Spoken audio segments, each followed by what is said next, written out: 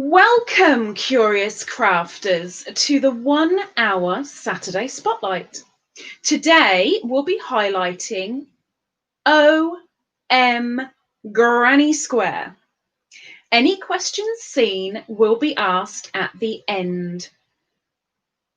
Ursula's main interview will be 1 hour, and then there'll be 15 minutes afterwards for you guys to give us your questions.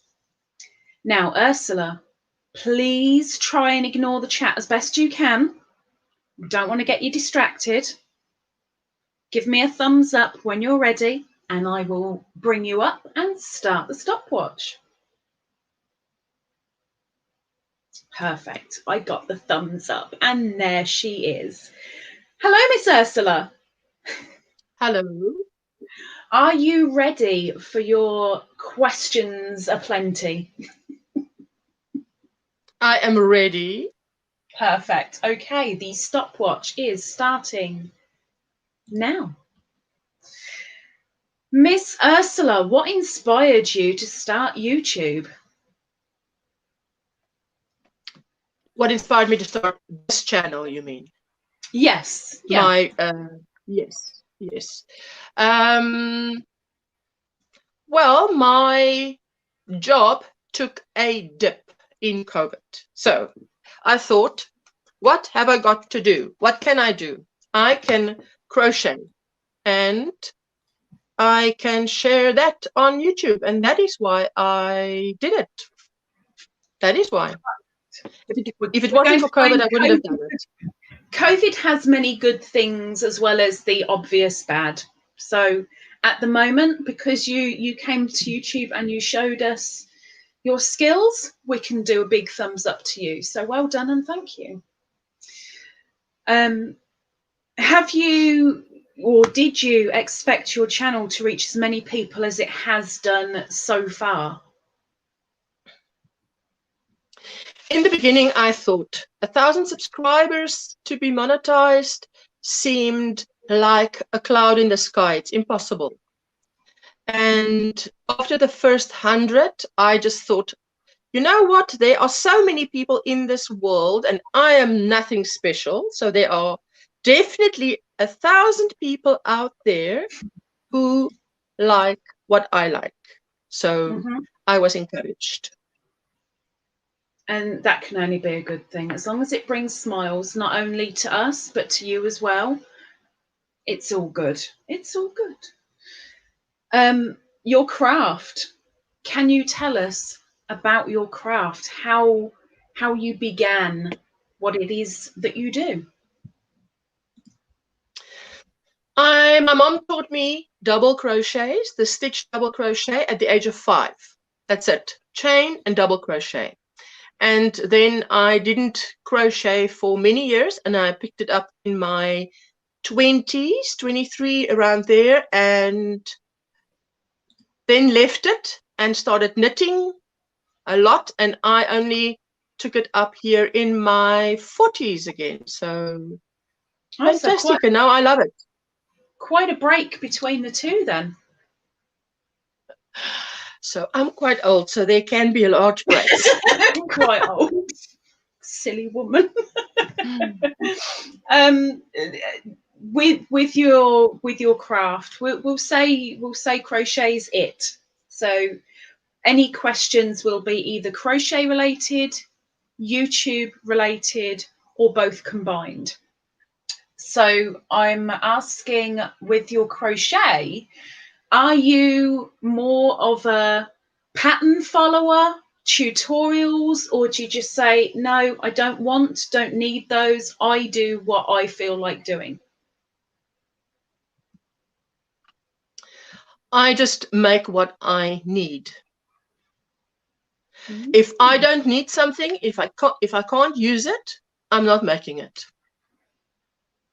That is actually it. So I don't go and buy yarn to make something that cannot be used.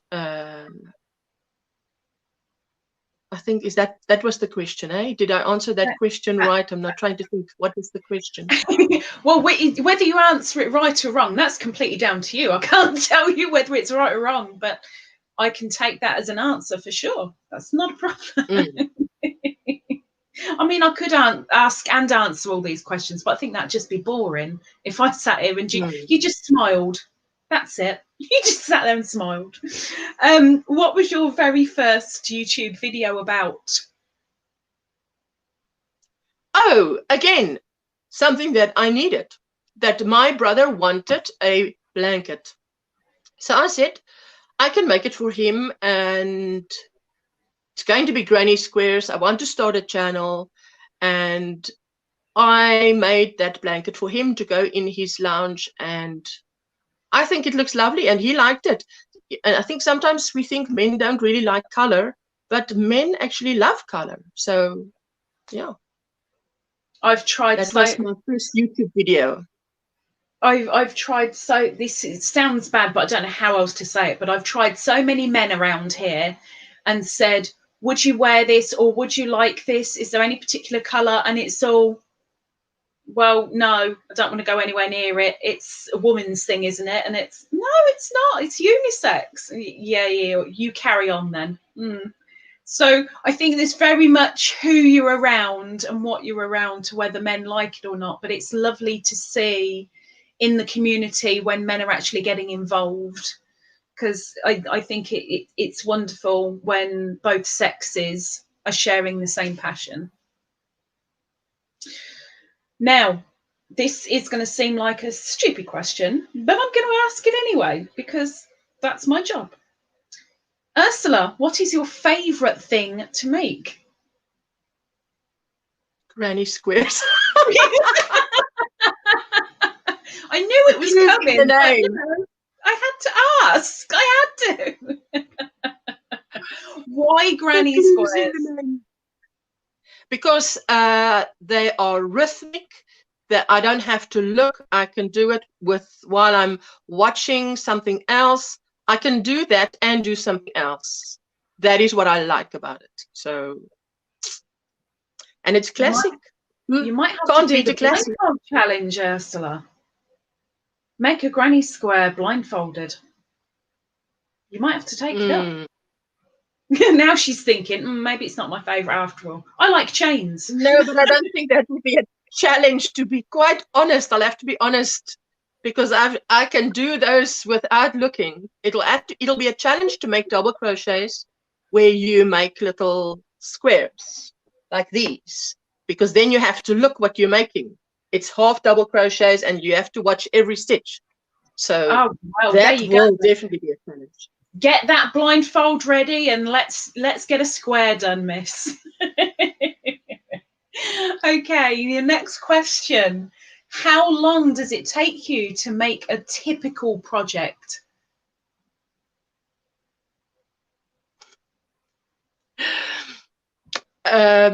Depends what a typical project is. If it's a poncho, it can be like my first poncho, the winter poncho, my tutorial, 2.5 days, Friday night to Sunday night, and it's done. A blanket in COVID, 6 days, because there's so much time. So Granny Squares now. Granny Squares at the speed of light. Let's keep to the Granny Squares then. After all, it's your name. What else could it be?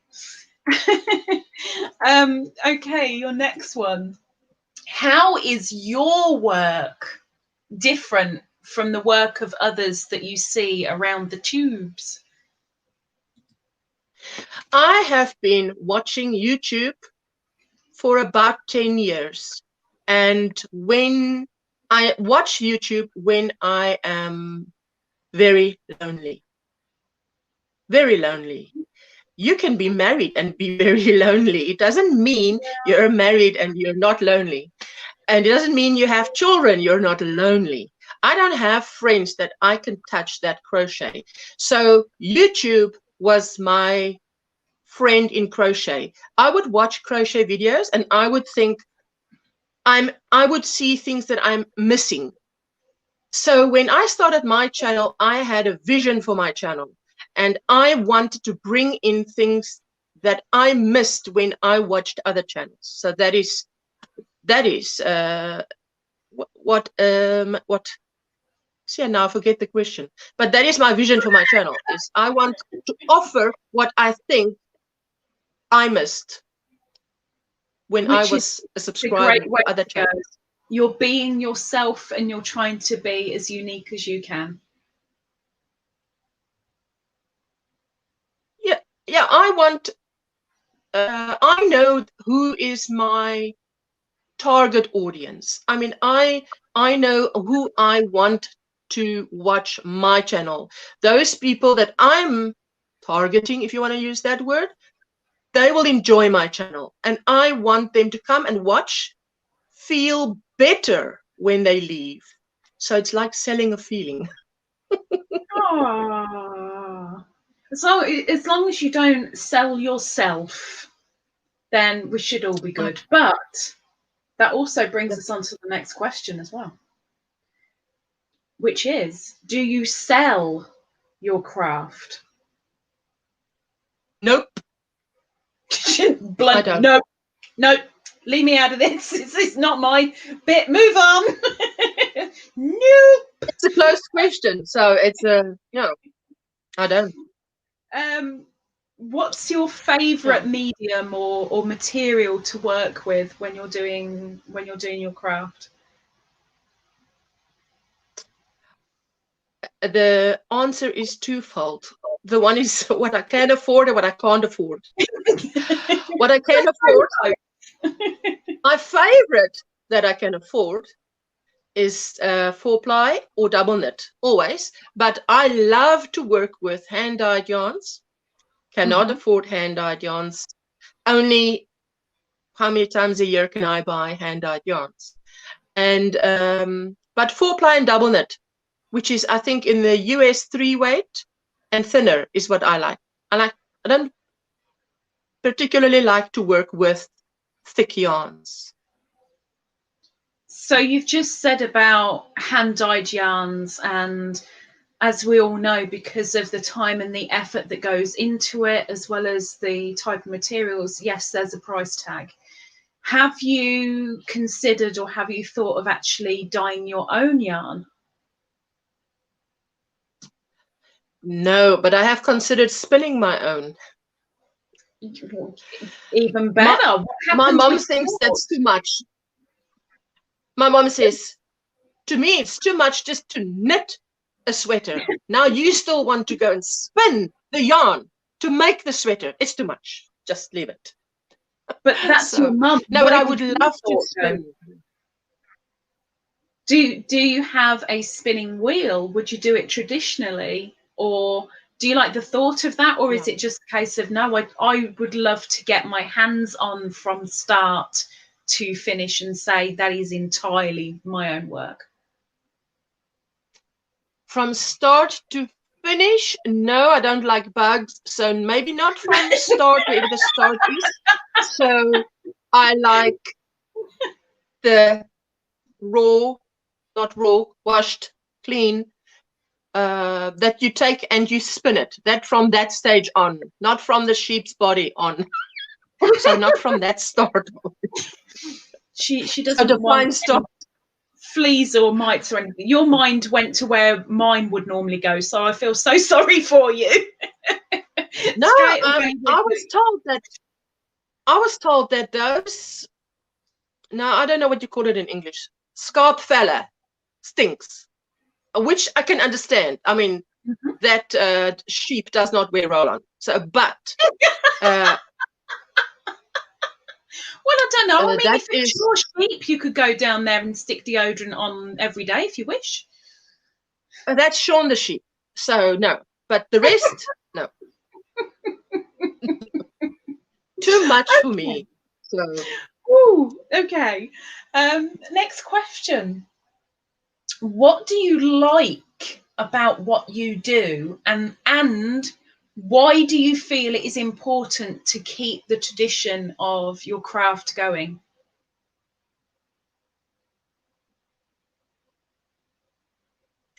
Repeat the first half of that question. What do you like about what you do?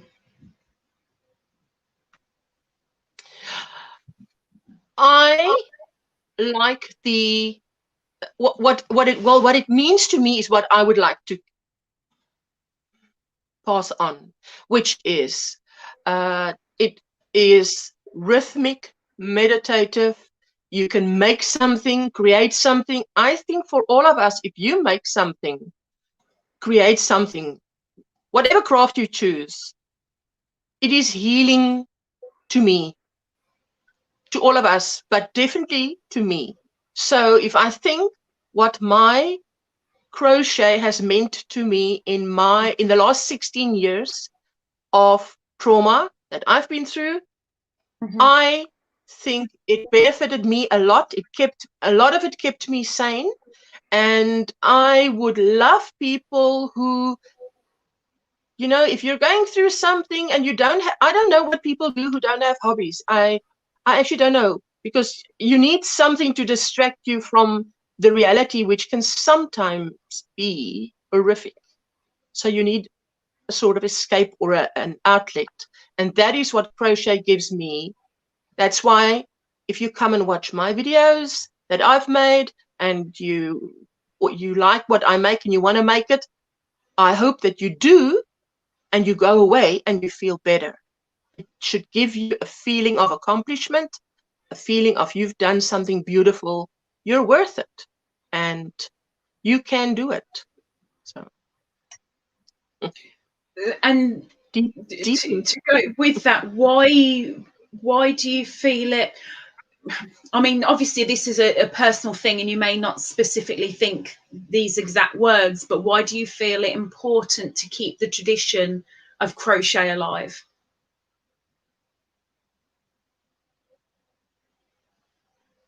Why do I feel it important to keep that last word? To keep the tradition of crochet alive.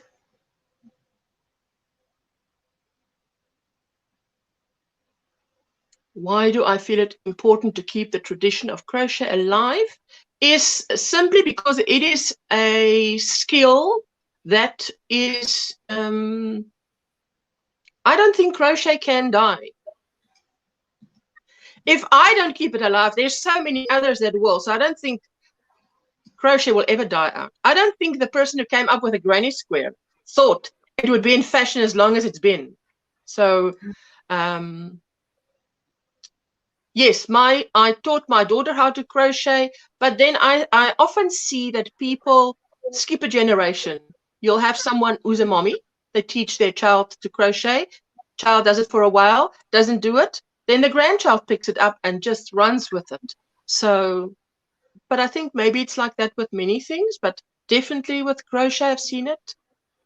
My grandmother, for instance, could not knit or crochet, just for the record. Neither of them. She could not knit, she could not crochet, but she could sew very well. So I can only sew basics. So yeah. Okay. Is there anything that you don't like about the craft? No. No, I even enjoy working in ends. So, wow. No. No, I enjoy everything about crochet. So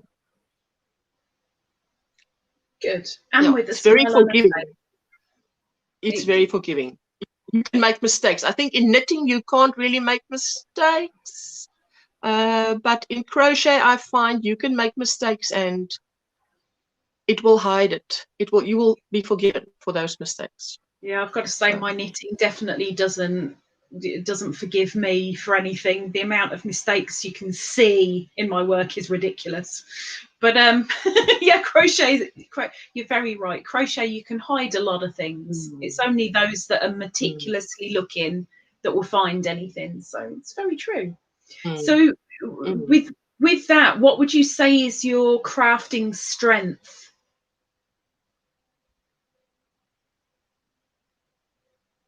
What is my crafting strength?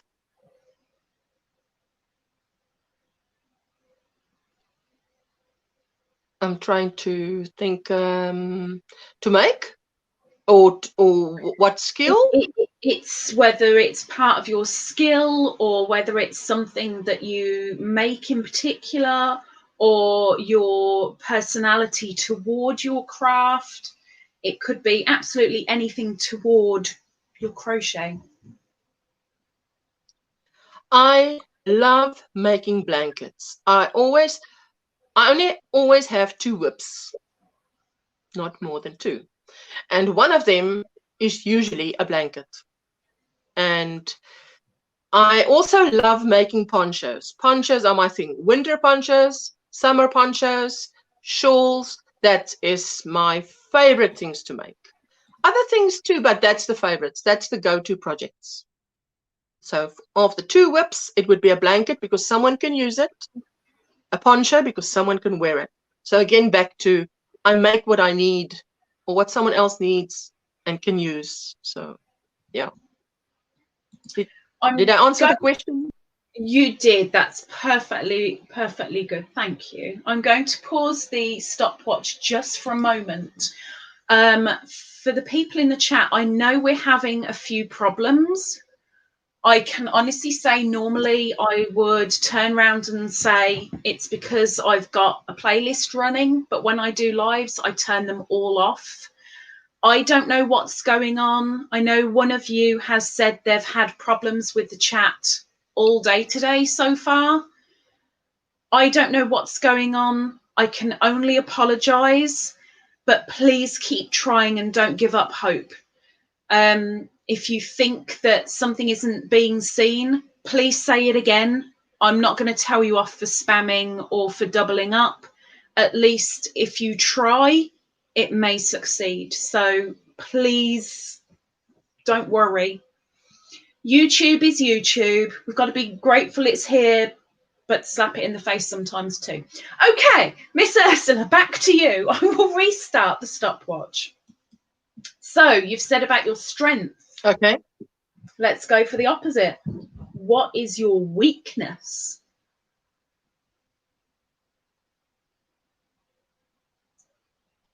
In crochet or in crochet? In like making in something, what I don't like or whether it cannot be make or your personality or whether you've got a particular crochet item that is your nemesis, and if somebody asks you just go, oh no, don't you want one of these instead? Is there a particular thing that within you, within your craft, it's just it just sends your head into a whole other aspect of no?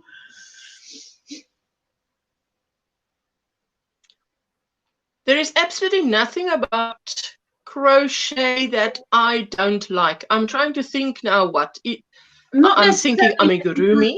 Just something that you're not great at or part of your personality that can unfurl during crafting that you wish you hadn't had. Or I mean, for me, my weakness, unfortunately, is I get major hand cramps. So I can only do about 10-15 minutes at a time before I have to put it down. And that's a huge weakness for me. For some people, it's the fact that they have a little bit of OCD. And if it's not exactly how they want it, they get very frustrated and tear something apart and come back to it, or it could be anything for anybody. I wish I had another pair of eyes, to be quite honest. My weakness an extra is having eyeballs. Well, you know what? You know what? I'm telling you, I'm quite serious because I wear glasses right now. I want to do X amount, and I don't need, as a rule, I don't need a lot of sleep. I can go to bed at 2 a.m. and get up at 7 a.m. and I'll be fine. And 6 a.m. even was my norm when I was quite younger. But so I don't need a lot of sleep. But my eyes need rest, apparently. So I still want to go it and do it. So I get a brighter light that comes from behind to be able to see what I'm doing. So, and then I went to the optometrist, you know, and I said, can you make the glasses stronger or better or whatever? And he said to me, you know what? I can give you the best pair of glasses that you want. But when those eyes are tired, it's like muscles. When they're tired, they need rest. Mm-hmm. That was not good news. So I wanted to say, can I not in some way make them fitter than they are, like you can do with a muscle, so they can endure longer? Because I have way much more that I want to do, and my eyes after X amount of time is tired and doesn't want to do it. So I really do not, I self-talk, I really don't appreciate that you guys are getting tired now, you know, so could you please put in some more hours? So that's one thing that I want to turn the clock back. Well, or just grow an extra pair of eyeballs. Yes. I don't think either are possible, but you never know what the future may bring. It might be. Okay, your next question. You have said that you have taught crochet to your offspring. Is there anyone else that you've taught the art to? Yes, many people. I have had classes that I taught. I have taught individuals, and over the last 16 years, yes. Many people see me wearing things that they like, and if we worked together, they would ask me to teach them, and in break time, lunchtime, I would teach them. I remember even colleagues coming. Then they would go and do their little bit of homework for crochet, and then come and say, let's go to the bathroom and just show me that stitch. And they would have their cell phone and just quickly tape that little bit so that they can go and do that bit at home. And because I'm obviously at work and this is tea time, this is not crochet time, but I do get at tea time. So meet you in the bathroom at tea time so you can quickly learn that next stitch. So I think it is great when someone then takes that and it gives them, for me to see that I've taught them how to crochet because they asked me, and they run with it. And some of them even scare me because they break the rules. And I'm like, I don't think you're supposed to do this or that. And they're like, there's no rules, just go for it. And they're using yarns together that I would think, I don't think this should be like this. But I don't say anything, let them do it. And they come up with wonderful stuff. So, well, yes. The great thing is that we are all individuals. We all have different tastes. And unfortunately, as individuals, we cannot control anybody else. It's not a thing. As much as we want to shake someone and go, it's wrong, do it this way, it doesn't always work. Okay. Yeah, they come and share with me. No, they come and share with me what they're making. And here in the back of my head, I'm going like, I don't think so. But in the front, I'm saying, interesting. Let's see how it comes out. Because I don't want to dampen their enthusiasm. So, and yes, definitely. Smiling with gritted teeth. Yes. It's the British way. The British way. Well, the stiff upper lip. Keep the stiff upper lip. Well, we were a British colony, you know, at some point. So to a degree, the stiff upper lip, yes, but yes. Okay. Anyway, what would you say makes a particular piece that you've made to you? What would you say makes it beautiful? What do you look for? How do you judge a particular piece? And when it's finished, you either say, do you know what, I'm really proud of that. That is, oh, it's beautiful, it's gorgeous. Or, oh, actually, do you know what, I really don't like it. I'm gonna get rid of it and start again. What do you look for? Personal quality control. Personal quality control. So when you work in the quality control department, I have worked in the quality control department of Nampak, which is, I'm not, should I say the name? And I know what a quality control department looks for, and it must pass those quality checks. So I do my quality checks. I am very much old school in the way, in the how do you say, I put my name to a garment or a blanket. So if someone asks, who made this? And that person says, Ursula made it for me, then I must think it is perfectly done. I have taken all the care in the world to make every stitch perfect, and it must be right. So, because I feel, and I teach my daughter as well, that your name is everything. Your name is everything. Your name goes ahead of you. So if you have a bad reputation or a good reputation, it's your job to maintain your good reputation. Other people can try and blacken it, but you have to do your part. You have a role to play. So I feel if I make a garment, a blanket, anything, that is why, to me, I make tutorials, and the challenge with a tutorial is if I make it for myself and something is slightly off and I'm okay with it, it's not okay for the tutorial, because I have to teach you how to duplicate this. So I have to do it right, because I don't want you to waste money, don't want you to waste time. I don't want you to be frustrated at the end of that video and say, she's not teaching it the right way. She said so many balls, and now it's actually so many that I need, or it's a different hook, or it's none of that. I've tried that thing so many times. So what I'm giving you in a video is tried and tested. So quality control is my answer.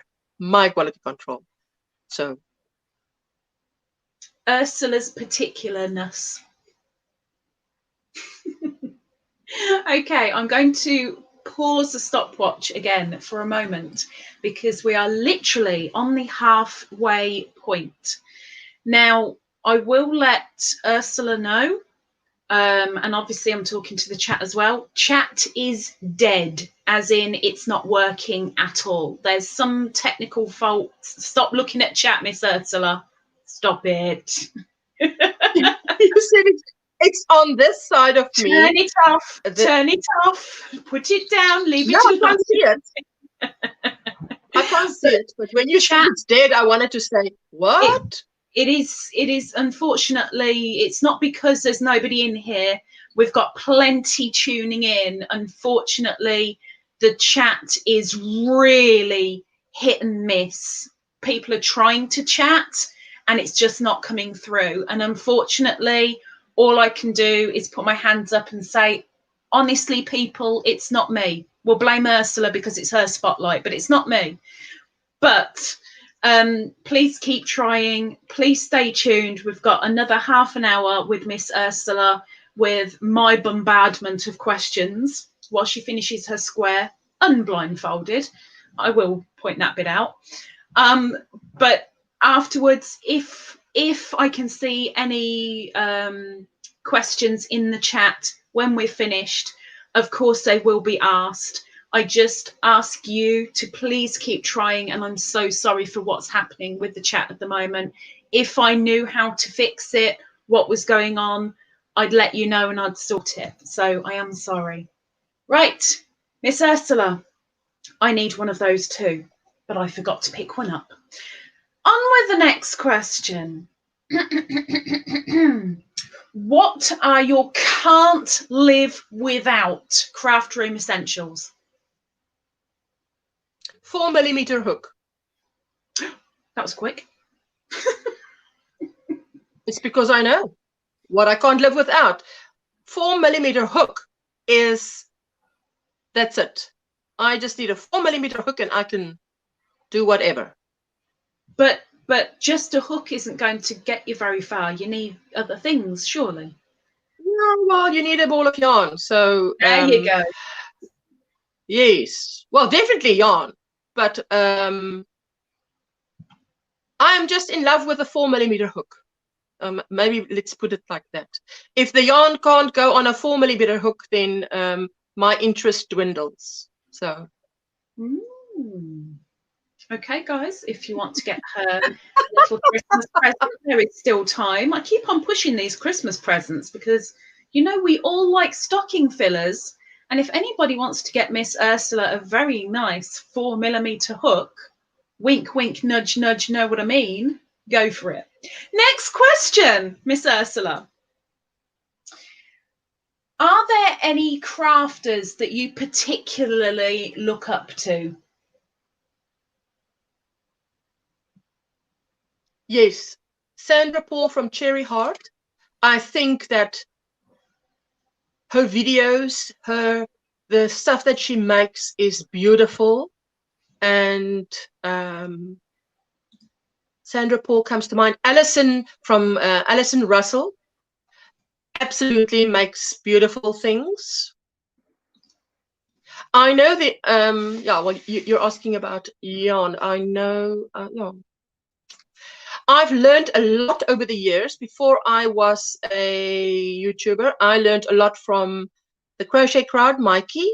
He's taught me a lot. The way he teaches, I love that. There's a lot of things that he showed that I thought, okay, I haven't seen that before, and that's a nice trick. Yes. I'm definitely. And then the last one is Tula. The last one is Tula, Tuula. But she is, I think, Norwegian, or she's not American. But she shows a lot of tips and tricks. When I knitted, my favorite thing to knit is Aran sweaters with lots of cables. And I mean, she shows you how a little trick that I thought would be impossible is to make a cable, knit a cable something where you can turn the garment either way, say a scarf with cables, and on both sides it looks the same. I thought that's impossible. And she just shows you there that if you do garter stitch instead of stocking stitch next to the cable, it's the same both sides. And I was like gobsmacked. Can that be so simple to achieve that result? Great. But anyway, the old dog so can be Tula is fantastic. I'm waiting for it to slap me. Do you want me to say it again? I don't. It's not meant as an insult. I didn't hear. Purely as a joke, Miss Ursula, I said, so the old dog can be taught new tricks. Oh, absolutely. My motto is that we always, every day, learn something new. And when you stop learning, you can just as well die, because, no, it keeps you young. Age is a number. So you absolutely learn new things. Just learning how to do a YouTube channel was such a challenge for myself. New things I had to do, self-educate. There's not many of you that are content creators. You're into the art. You're not into the tech savvy. So you've got to teach yourself things. And often there's not IT standby to help you. So, and I think that's what keeps a lot of these crocheters young, because you're learning new things all the time. Which so I agree with you. A wonderful thing, gaining wisdom on a daily basis. Lovely. Ursula, I'm getting such a dry throat. I really should have bought a drink. I'm so sorry. What do you do to make your workspace an enriching and inspiring place to be? Well, no one else is allowed in here. It's a person-free zone. Exactly, apart from myself. So boundaries. Once I go in there, you can come and talk to me, but I'm not stopping what I'm doing. If I've set time aside for crochet, this is my time for crochet, which means everything else is done and sorted out. Now it's time for recharge. I don't like to call it me time. Maybe just because me time sounds selfish, but I feel that in my life, in my circumstances, I need recharge time. And recharge time is important, because otherwise I cannot be the mother that I should be, the wife that I should be, to the best of my ability, you know. So So within your space, what is there particularly around you that brings you peace, to be able to sit down in comfort and not have something niggling around you? Like for me, just giving you an example, for me, if I'm sat here with an empty cup and I start crochet, that empty cup niggles me, and it's either got to go in the kitchen to get washed up, or it's got to have a drink in it. It can't just be sat there empty. So that will niggle me. So is there anything that has to be exactly right, apart from the humans staying away? Is there anything in particular that has to be right, whether it be the lighting, a window open, the laptop closed, particular music on in the background, all that kind of thing? What do you need around you to be at the point of Well, I think it is not the same all the time. Some days you need nothing electronic, and you only need a chair and your bit of crochet and quiet. Other days, I would like to sit and crochet while I'm watching videos of other crafters, of other people. So it's not always the same thing. Depends on your some mood. days I would, yes. Some days, well, it depends. You know what? Let me put it to you this way. In my life, I do not trust feelings, because feelings can be up and down, like when you've got depression, and I had depression when my daughter was born for the first 5 years. So I have learned as a coping mechanism, do not trust feelings. So if you use the word mood, I'm thinking feelings. I hear feelings, and I don't consider feelings. I feel, my brain determines how I should feel. My brain tells my mood, this is how you should feel. What will make you happy today? This or that. There were days that I would just go to the shop and buy this 11 Rand little hook, and that would bring me joy that day. So I don't think it can be one thing. It depends on, yeah, I don't think it's one thing that today it might be, I want the Wi-Fi on because I wanted to watch Lisa's videos and I want to crochet at the same time. I want to do two things at the same time. I don't want to just do one unless I'm sick, lying in bed and just watching a movie, but I'm seldom sick. So I'm glad to hear it. I don't want any germs in here. I'm glad you're healthy right now. Less germs through the screen.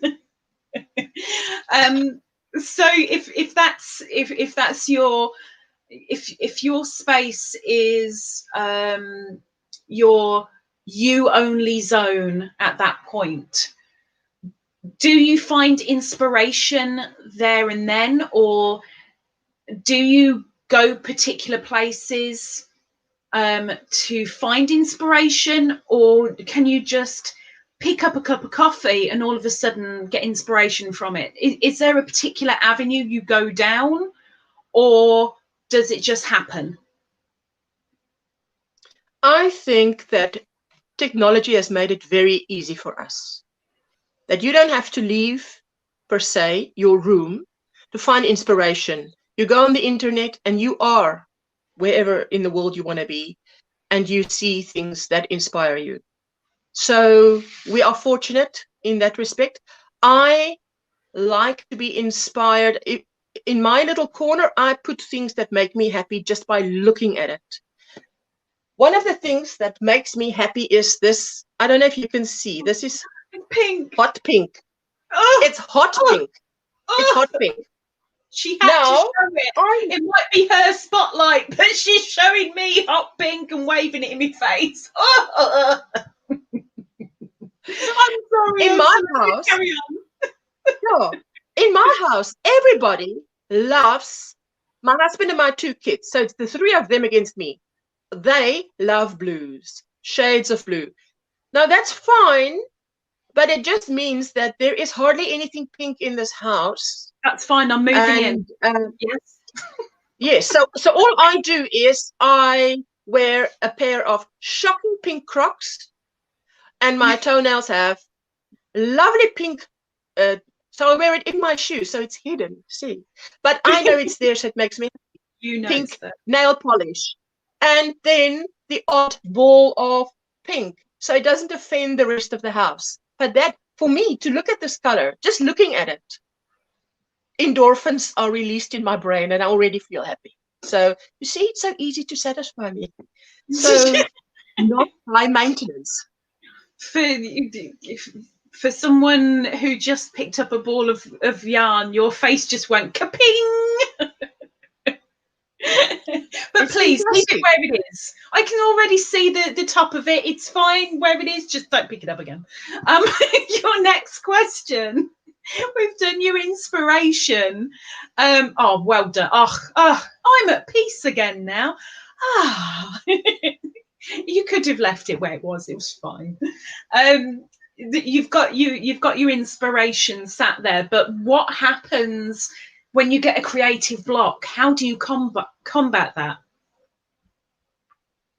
By doing the mindless thing, a granny square. That's where the blanket comes in. I don't try and go past it. That's why I think, you know, I see these people with these yarn walls. I think it's very inspirational to have that, because you would look at these beautiful colors and you would want to make something comes to mind. But otherwise, I wouldn't go and fiddle with a mind block. Just go around it and go do the mindless thing, which is, of the two whips, the one that is the blanket, and that is already predetermined what should be done. And while you're busy there, it will just come, because to go, and it's like a pimple that's not ready. Don't go squeezing, just leave it. No, gotta squeeze. I know even though the chat might not be working, I can just so hear people going, no, if there's a pimple, squeeze it, get rid of it, quick, squeeze. You've put my back all on edge now. It's gone all curvy. Okay. We're going back to the traditional side. You've said you're a traditional person. You've said crochet you don't think it'll ever die out. It's definitely evolved over the years. But what would you say to people about why they should keep the handmade items? Why should they keep buying, keep making those, instead of just clicking something online and buying it? Or, I mean, everything's so easy now that we have the internet, and we have shopping sites, and there's so many man-made, or should I say machine-made items out there that are so easy and so cheap now to buy. Why, or what information would you give people as to why we should stick with the handmade items? Why are they more cherished? It's a long question. I think handmade items are unique. No, I think handmade items are unique. When you're wearing something, there's no one else wearing that. Even if someone else made someone from a tutorial and you made something from the same tutorial, it's not going to come out exactly the same, because it will be, there will be differences, because people's gauge is different. Whatever you make is different. And I like to wear something that I know I'm not going to run into the store and 20 other ladies have the same thing on. So even when I buy my own clothes, I tend to buy real plain things and then make my own poncho to go over that. That is my poncho, my color scheme. I like to make things that people would like to wear that looks bought. If you know what I mean, I don't want it to look as if someone made it and there's all the... I don't want to put people off wearing handmade things. It must look really stylish and pretty. Quality control. The quality control comes back. Okay. Your next question. What is your favorite one, remember this, Ursula, one YouTube channel that no matter what, you'll go to it? It's great. It's what you're looking for. It's got everything you need, no matter, and I'm so sorry to say this word, but no matter the mood you're in, you enjoy watching. The one YouTube channel. Sandra Paul, Cherry Heart. She covers many moods, if you'd like to say it like that. You can find something to watch for every mood. If you want to be busy with something, she's got a busy video. If you want to just have quiet moments, she's got quiet moments. So I find on her channel something for every mood that I might be in regarding yarn, crochet, or knit. And for anybody who is being a lurking gherkin, because I know there's a few lurking gherkins, there's a couple of other lives that have just started. So apologies. With regard to any people, YouTube channels that Miss Ursula does mention, within an hour of us finishing this live, I will put links down below as best I can. I'll be as quick as I can to get them down there, but they should be up there within an hour. So if you're wondering who on earth Ursula is talking about, hopefully they'll be down there. I hope. Okay. Ursula, what is your favourite thing, one thing about having your own YouTube channel? I get to take my time in teaching someone. Because I've taught so many people, I know the things that beginners struggle with. So I think sometimes it might look to someone who's more experienced as if I am going too slow, but they should just hit the fast forward button. Because I've taught people, like my latest video is Rainbow Baby. That seems like the simplest pattern that can be. But I've taught people and they just cannot get it right where a row ends. So the thing that they make goes like this. And it's unfortunate. This woman, just let me just say one person, would do the shells beautifully. But because she doesn't know where to turn, and then some rows turn too late and too early, the edge is not straight. It goes like this. But because I know that this happens, and I think when we're advanced, we forget what beginners struggle with. And it's easy. So I have to tell myself as well, wait, go a bit slower, because I tend to want to go faster. So that's the one thing that I like, the fact that I can go slower, because I want to invite, I want those people who are still considering, shall I take crochet up as a hobby? Shall I do it? Maybe I want them to come over to my channel, see what they like, and say, I'm convinced this is what I want to do. This is easy enough. I can do this. I can achieve this. That's what I like about it. So that I can take my time in teaching someone. You've just touched on a couple of little nudges into my next question. What advice would you give to somebody who wants to start crochet but hasn't yet picked up a hook? Pick up the hook. Pick up the hook is my advice. I'm sensing a sword in the stone moment. It's like, get the sword. I mean, just get it. Just grab it. Sorry, I couldn't resist. That was so good. Pick up the hook. Okay, so yes, I've picked up my hook. Now what do I do with it? Apart from poke the cat, what do I do with this hook? Why would I want to start crochet? I mean, it looks so hard. It looks so difficult. What do I do? help? What advice do you give me? I try and make the items that I make look as attractive as I think they can look. To someone, obviously taste differs. Different strokes for different folks.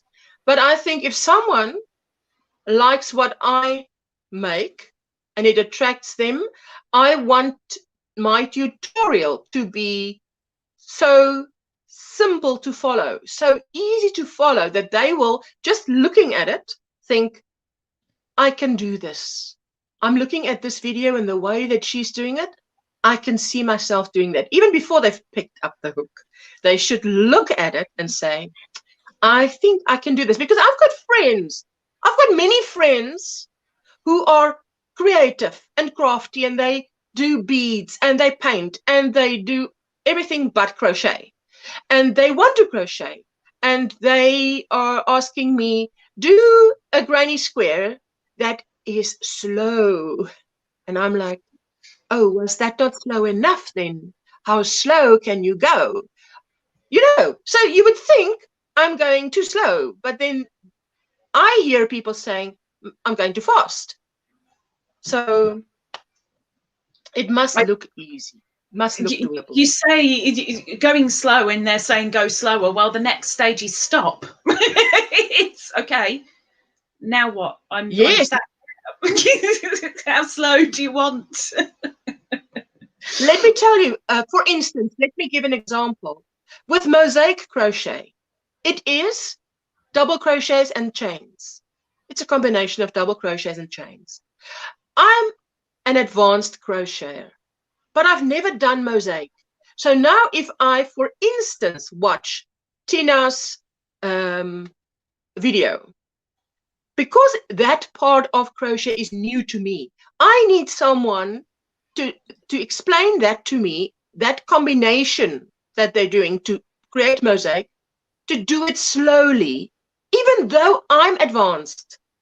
So I can understand why people say, take your time, and why is it Fiber Spider that also takes his time that everybody's crazy about?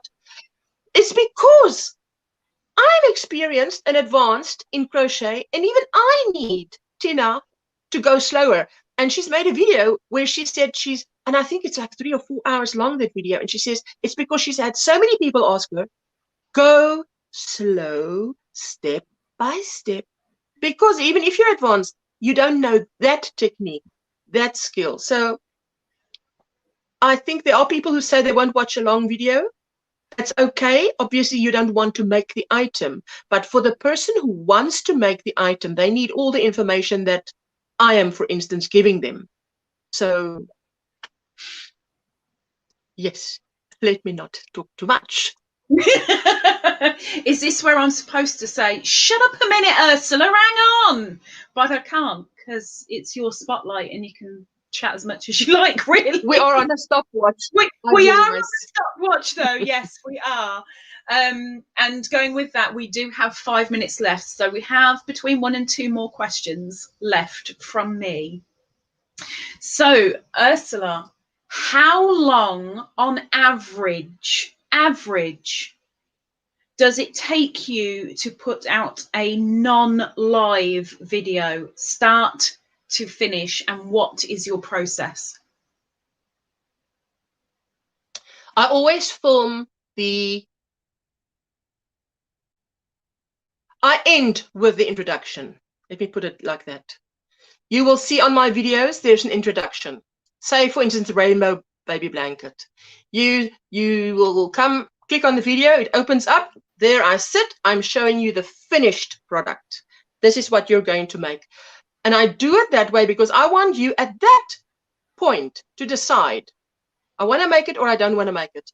Because I don't want to waste your time. I've seen videos where I like the thumbnail, it attracts me, I go to it, and I can't find that exact picture anywhere in the video again, and I've got to search. Yeah. And I don't like that. It frustrates me. And I don't want my viewers to feel frustrated at any point.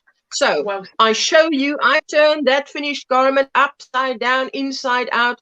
It's on the thumbnail. So you have plenty of time to decide you want to make it or not. So that is filmed last. I film from the time that I decide I want to make this on film.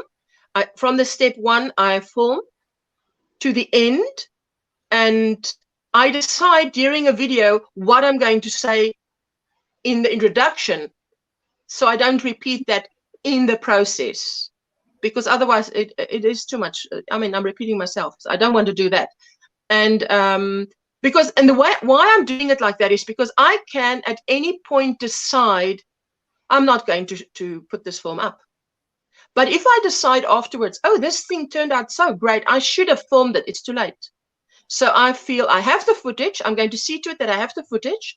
Whether I use it or not, I can decide after the fact. So yes, that's my process. I think you've definitely said something there that a lot of us, myself included, have been down the avenue of, where you've got the thumbnail, which you can only see as a thumbnail, and you can't find it anywhere else in the video to actually have a closer look, to actually make it full screen on your phone or your PC.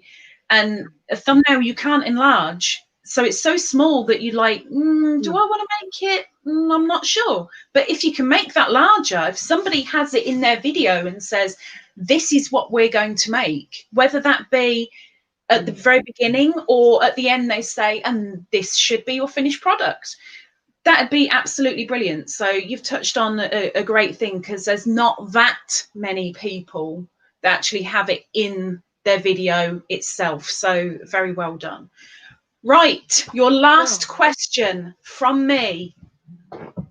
Ursula, oh my granny square, why on earth should any of us bother subscribing to you? Sell it, girl. Yes, if you like to crochet things for your home, for yourself, things that can be used. I only crochet things, and my tutorials are only about things that I use around the house that can be used.